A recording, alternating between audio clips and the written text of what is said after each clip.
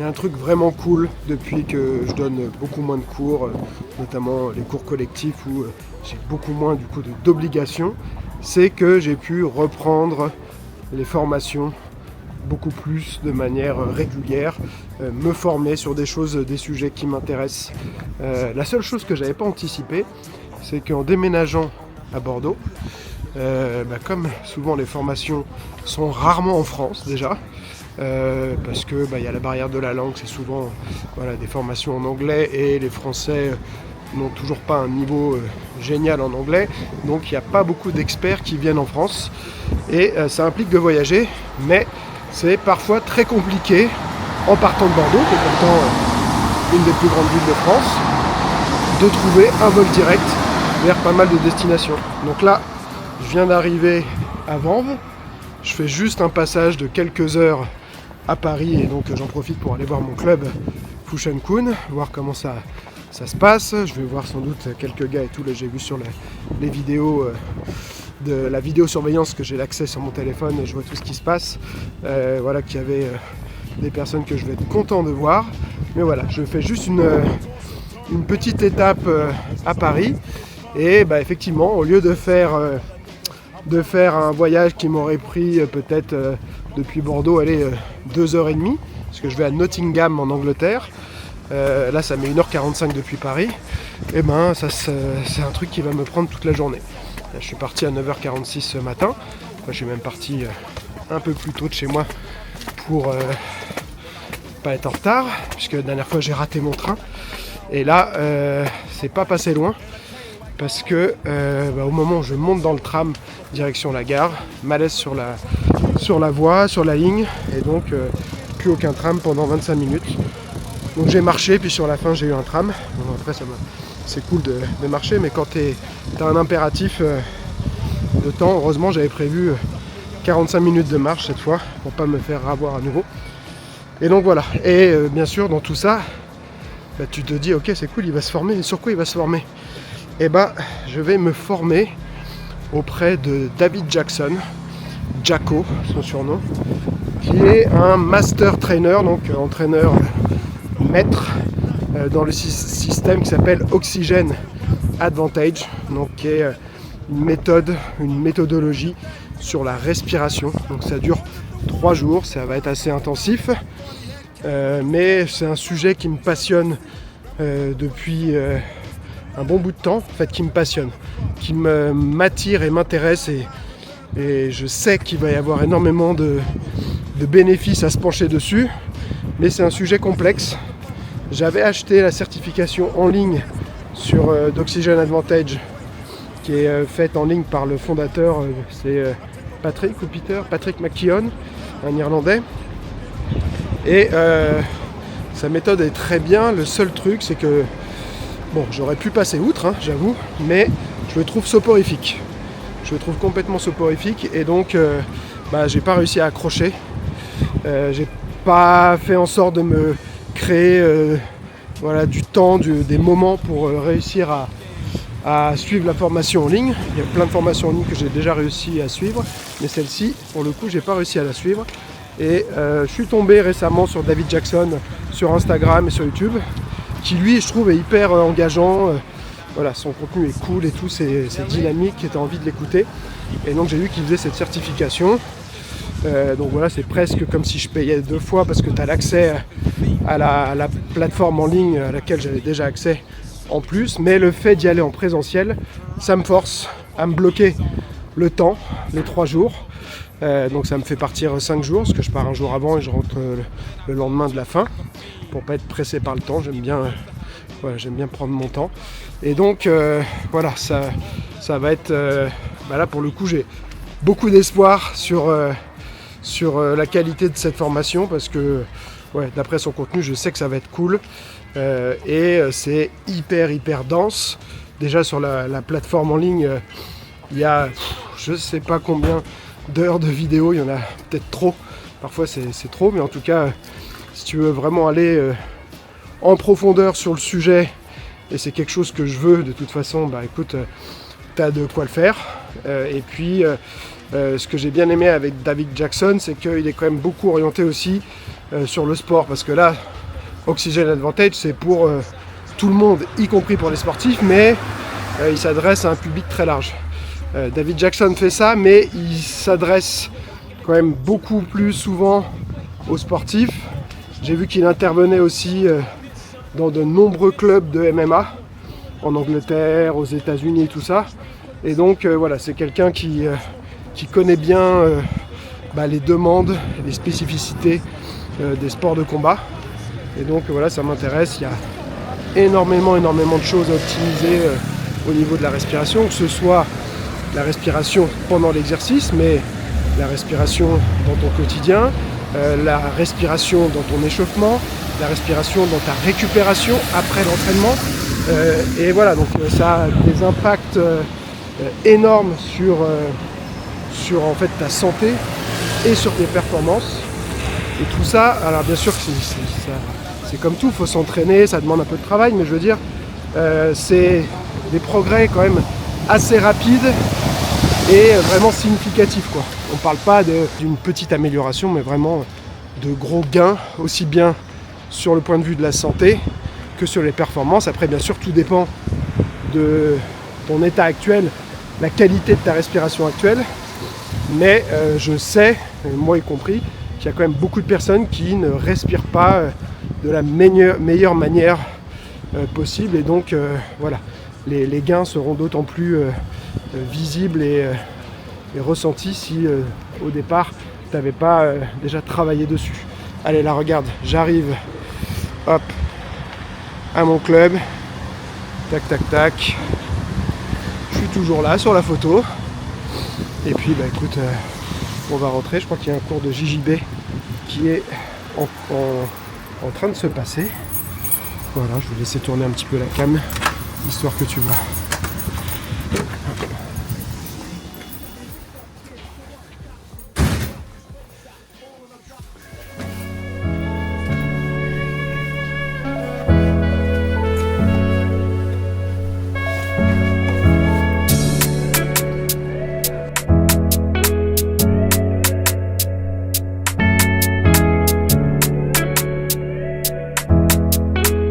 Ça y est, je suis arrivé à Nottingham, je suis arrivé vers 21h30, je suis dans l'appartement. Bon, il pleut comme vache qui pisse en Angleterre, mais j'ai envie de te dire, je crois que c'est souvent le cas ici. Grosse journée, hein, je suis parti de Bordeaux à 9h, voilà, j'arrive à 21h30, donc j'ai fait le tour de l'horloge.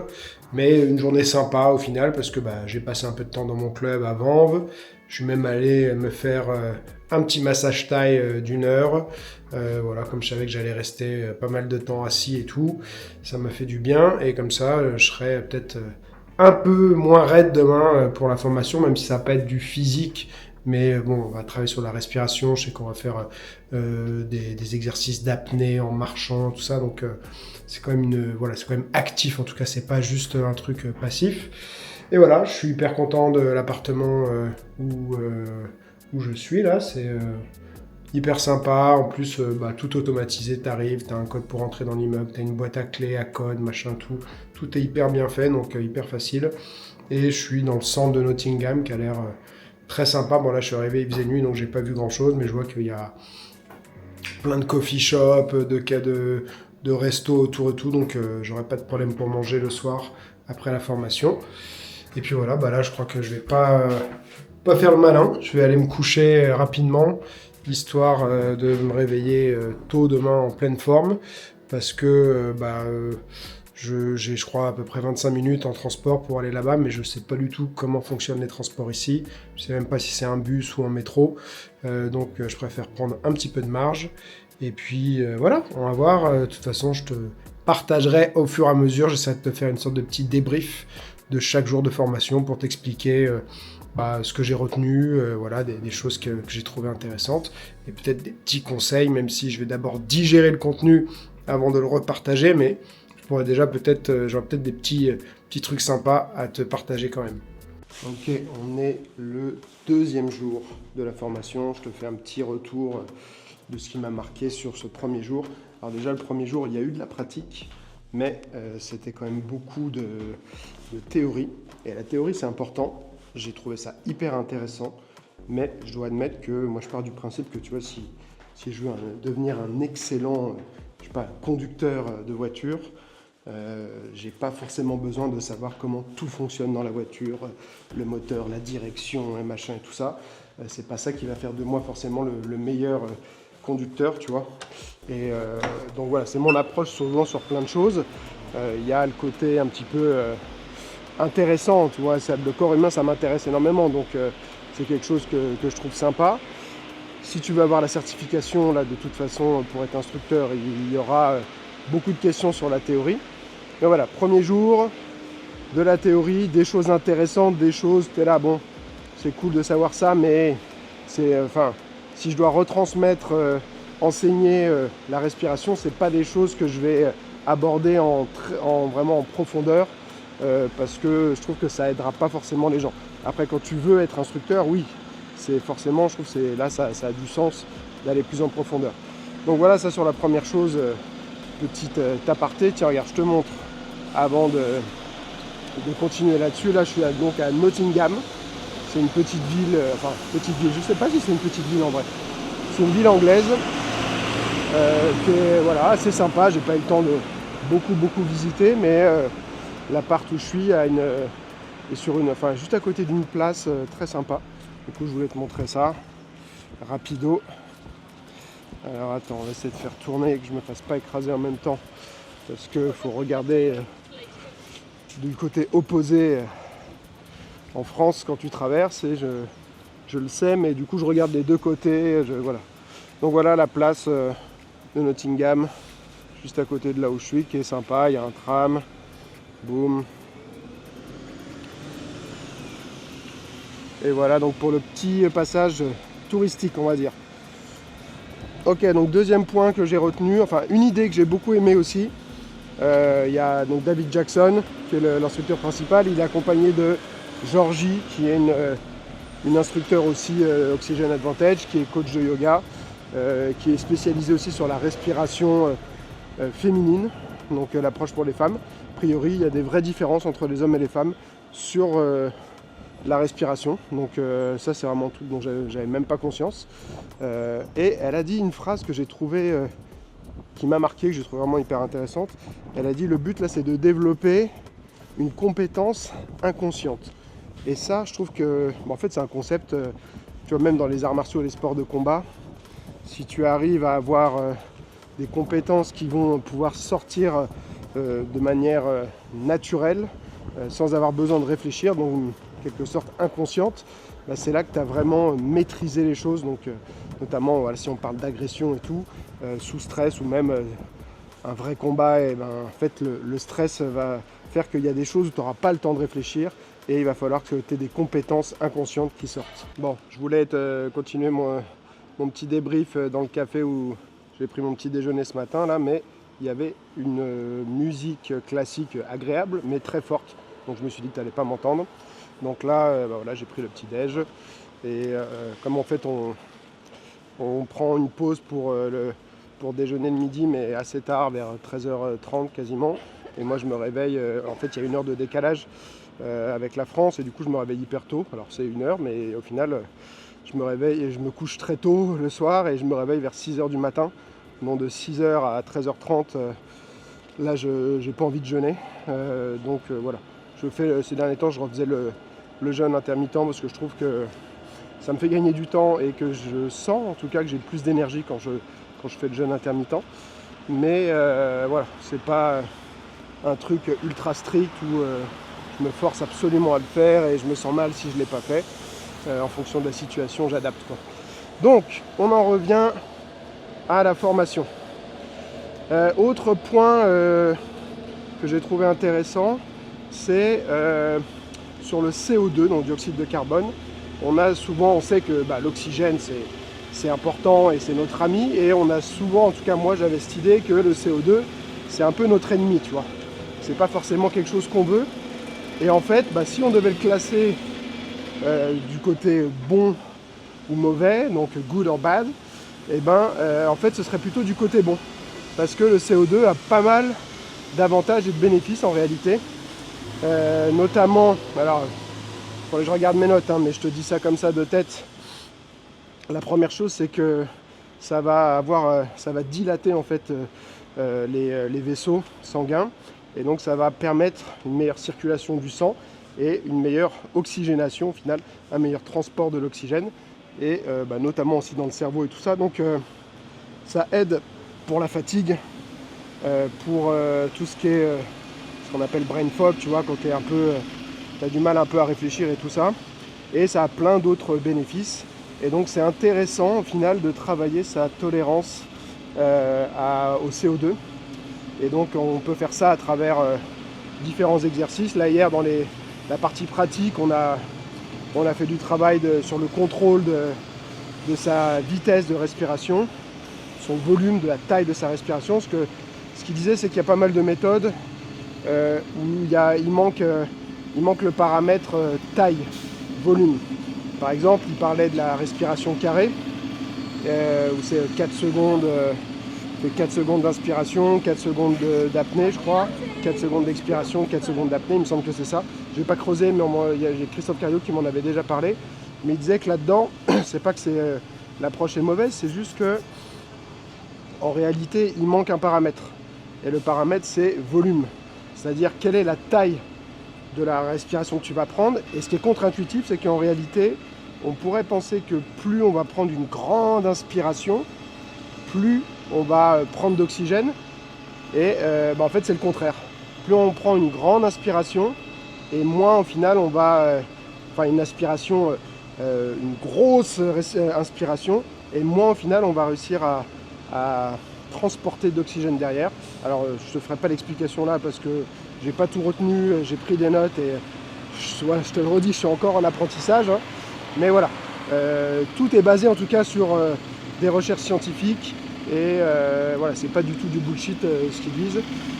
Donc voilà, ça c'est un point je trouve assez intéressant, et il y avait encore d'autres choses que je voulais aborder, mais j'ai un bus à prendre pour me diriger vers la salle où se passe la certification. Bon, là je suis dans le bus, alors c'est assez marrant. Hier j'ai pris un bus à un arrêt, donc je suis allé au même. Il n'est pas de la même couleur, donc je connais pas trop les codes et tout ça. Donc je demande s'il va bien à l'arrêt où je dois aller, qui s'appelle Violet Road, donc la route violette grosso modo. Et le mec me dit, j'ai jamais entendu parler de ça, donc je me dis, je vais aller me demander à un autre bus derrière. Il me dit la même chose, j'ai jamais entendu parler de cet arrêt. Mais il me dit, je lui montre après sur Google Maps où c'est, et il me dit, non, c'est la ligne principale, donc c'est le bus qui est devant, celui que j'avais déjà été voir. Donc je retourne le voir en lui montrant sur Google Maps. Il me dit, oui, c'est moi. Alors je lui dis, vous y allez en fait, donc, mais vous avez jamais entendu le nom de cet arrêt. Il me dit, non, voilà. Donc j'ai trouvé ça assez bizarre. Peut-être qu'il vient juste de commencer à travailler sur cette ligne, j'en sais rien. Mais je trouve ça assez bizarre qu'un conducteur de bus ne connaisse pas les arrêts par lesquels il passe. Bref, on ferme l'aparté. Alors, on continue sur une autre chose intéressante, mais que beaucoup de gens savent déjà, c'est l'intérêt d'avoir une respiration nasale. Respiration nasale versus respiration buccale par la bouche, grosso modo. Alors, les gens qui s'intéressent à la respiration, ils le savent. Ceux qui s'y intéressent moins ne le savent pas forcément. On peut en fait, même en faisant de l'entraînement, quand on n'est pas sur des choses à haute intensité, maintenir une respiration nasale. Et l'intérêt là-dedans, ça ce que je ne savais pas, c'est que, déjà, il t'explique que c'est vraiment le nez qui est conçu pour la respiration plus que la bouche. Parce que quand tu respires par la bouche, en fait, t'as pas de résistance, t'as pas tellement de résistance pour inspirer, et donc la respiration va durer moins longtemps et tu vas tu vas amener moins d'oxygène, mais surtout tu risques d'assécher ta bouche. Quand tu assèches ta bouche, tu peux avoir une prolifération de bactéries, de choses comme ça, et surtout on va moins facilement activer le diaphragme pour la respiration par la bouche. Et la respiration diaphragmatique, c'est pareil, ça a énormément de bienfaits, ça fait un massage un peu des organes, donc c'est bon pour tous les problèmes de digestion, pour les problèmes, notamment aussi pour les femmes, pour les règles douloureuses et tout ça. Donc voilà, il y a plein de bienfaits, je ne vais pas pouvoir tout te citer de tête. mais respiration diaphragmatique, hyper important. Et donc, respirer par le nez, ça va déjà naturellement aider à avoir une respiration diaphragmatique beaucoup plus que quand on respire par la bouche. Mais, ça c'est un peu technique, quand on respire par le nez, on produit donc ce qui s'appelle alors NO, c'est l'abréviation, c'est de l'oxyde nitrique. Et l'oxyde nitrique, il y en a qui prennent ça, je crois qu'il y a ça dans les boosters, je crois, de musculation et tout, ça a un effet de dilatation des vaisseaux aussi, et ça va aider énormément aussi au transport de l'oxygène. Et quand on respire par la bouche, cette production est vraiment anecdotique, on va dire. C'est pas qu'il y en a zéro, mais c'est proche de zéro, je crois, alors que par le nez, c'est 6 fois plus de production d'oxyde nitrique, pardon. Et donc, ça c'est un point hyper positif. Pareil, je vais pas pouvoir te détailler tout, il faudrait que je regarde les notes que j'ai prises. Et puis on a aussi un manuel d'instructeur hyper complet qu'il va falloir que je me tape pour avoir quand même toutes les bases scientifiques en tête, plus que ce que je te dis là. Mais voilà, retiens que voilà, le fait de respirer par le nez, ça va t'aider à t'oxygéner beaucoup mieux, ça va t'aider à avoir une respiration sur le point de vue mécanique beaucoup plus efficace. Ça aide aussi, notamment le fait d'avoir une respiration diaphragmatique, ça calme, donc ça va aider à jouer sur le stress et tout ça. Et voilà, ça, franchement, ça a que des avantages. Juste, c'est pas quelque chose par contre qu'on pourra maintenir à 100% dans l'entraînement, notamment des sports de combat, quand on va avoir du fractionné à faire. Mais je sais que même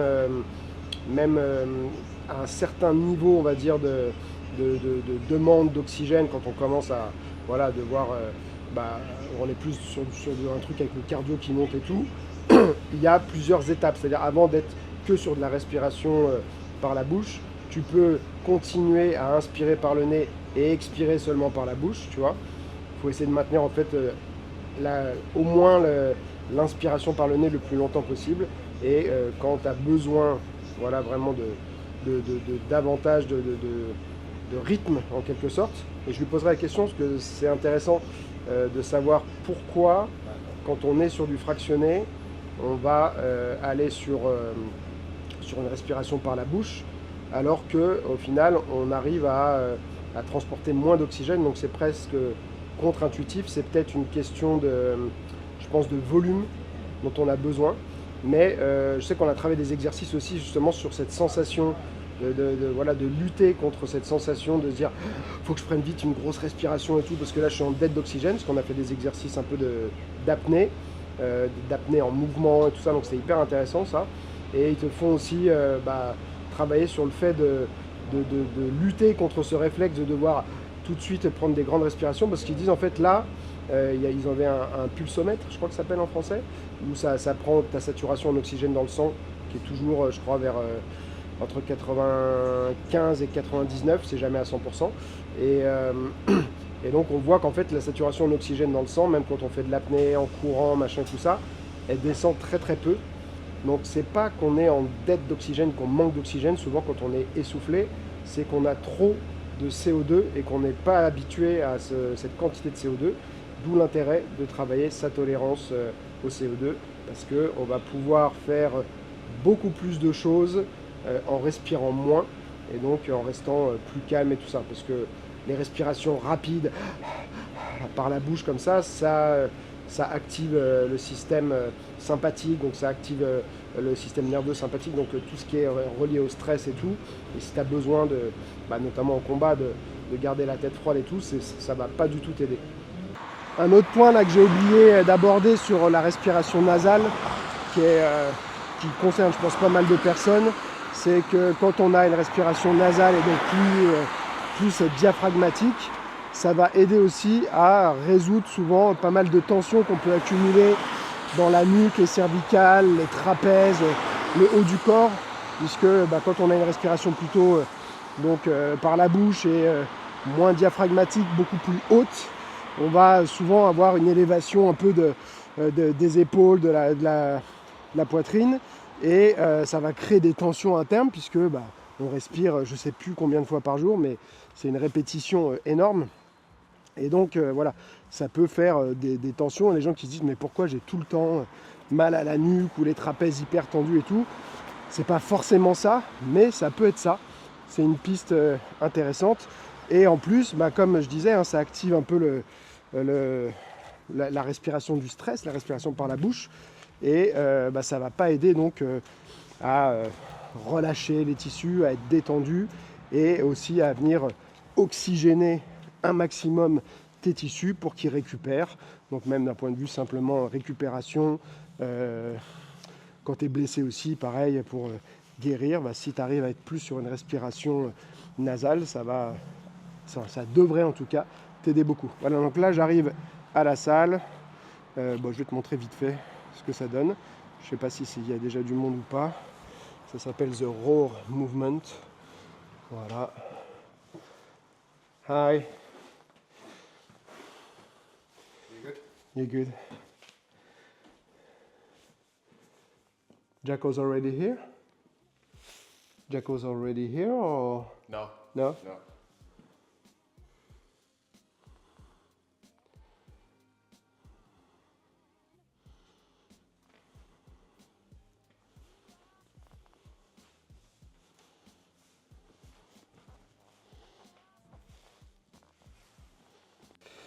Allez, petite histoire qui n'a rien à voir avec l'histoire, mais dans les participants, là, il y a John derrière moi qui est là. Hi John.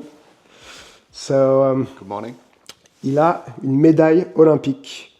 En fait, donc en bobsleigh, il a gagné les Jeux olympiques donc à Sochi en 2014. Et le fun fact, c'est qu'au départ, il n'avait pas gagné les Jeux olympiques. Enfin, il a une médaille de bronze, donc pas médaille d'or, mais médaille de bronze. Et il y a eu, pour ceux qui ont vu peut-être le reportage Icarus, il y a eu un scandale sur le dopage par les Russes et tout, qui était vraiment voilà, hyper compliqué, technique de dopage et tout ça, quasi imposée par l'État. Et en fait, quand ça a été découvert, ils ont retiré les médailles aux Russes. Et donc, il a eu sa médaille de bronze plus tard. Donc voilà, c'est la première fois que je tiens une médaille olympique. Je trouve ça super cool. On voit pas bien avec le reflet. Voilà. Donc voilà, petite histoire. On a un médaillé olympique qui est aussi un marine dans la marine britannique. Donc voilà, super cool. Ok, on est le matin du 3e jour. Donc là, je vais te faire un petit récap de la journée d'hier. Déjà, ça n'a rien à voir avec la formation, plus avec l'Angleterre. Moi, j'avais l'image des Anglais très polis et tout ça. Et là, alors particulièrement, les chauffeurs de bus sont plutôt désagréables. J'en ai eu qui étaient sympas, mais j'en ai eu plusieurs qui sont, je trouve, franchement désagréables et qui t'aident pas du tout quand tu es un peu perdu. Donc voilà, ça, et puis on voit le mec aussi qui prend jamais les transports, puisque moi en France, c'est vrai que je prenais jamais les transports. J'ai eu un 2 roues à 15 ans et voilà, les transports, c'est un truc que j'ai jamais aimé. J'ai toujours préféré marcher même plutôt que de prendre les transports. Et donc hier soir, j'ai loupé 2 bus parce que j'ai juste pas fait signe au chauffeur que je voulais qu'il s'arrête. Donc j'ai vu 2 fois les bus me passer devant. Je croyais qu'il s'arrêtait tout seul. J'ai fini par demander à quelqu'un. Il m'a dit non, faut faire un signe de la main pour qu'il s'arrête. Donc voilà. Alors hier, ça continue à être très très théorique comme formation. Il y a eu un peu de pratique. Mais et je sais que je suis pas le seul, j'en ai parlé avec d'autres, c'est un peu trop théorique à mon goût. C'est pas que c'est pas intéressant, mais moi je veux revenir avec vraiment de la pratique. Donc j'en ai parlé un petit peu à Jacko qui va faire une petite session à l'heure du midi là pour me montrer des trucs spécifiques et tout. Surtout que lui il est préparateur physique, et il prépare pas mal de combattants aussi. Lui, c'est un ancien joueur de rugby professionnel qui a eu un trauma crânien assez sévère et qui a arrêté sa carrière à cause de ça. Et justement, qui avait d'énormes problèmes de respiration dus au trauma crânien. Donc voilà, il y a une vraie relation là-dedans.